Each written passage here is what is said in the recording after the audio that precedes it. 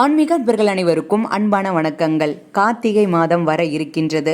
இது சோமவார கார்த்திகையாக முதல் நாளன்று இந்த கார்த்திகை தமிழ் மாதம் பிறக்கின்றது. தமிழ் மாதங்களில் 8வது மாதமாக இருக்கக்கூடிய இந்த கார்த்திகை மாதம் ரொம்ப ரொம்ப விசேஷமானது.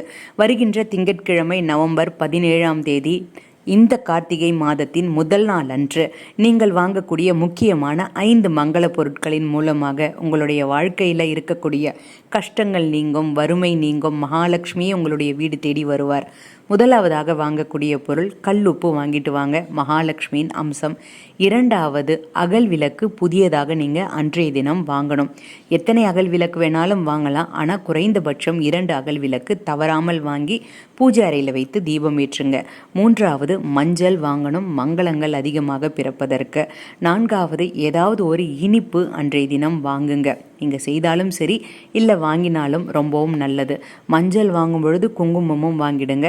5வது வாசனையான மலர்கள் வாங்குங்க.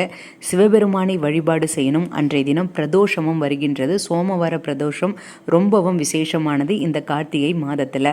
முக்கியமாக கார்த்திகை மாதம் முழுவதும் ஏற்றக்கூடிய ஒரு தீபத்தை பற்றி நம்ம தெய்வீக எண்ணங்கள் சேனலில் பதிவுகள் கொடுத்துருக்கேன். இது வரைக்கும் அந்த வீடியோ நீங்கள் பார்க்கலன்னா பாருங்கள். ரொம்ப ரொம்ப அதிசக்தி வாய்ந்த பதிவு அது.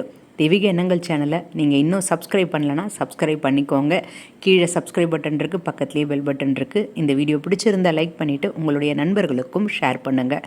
நன்றி, வணக்கம். ஓம் நமச்சிவாய. அனைவரும் கமெண்ட்டில் டைப் பண்ணுங்கள்.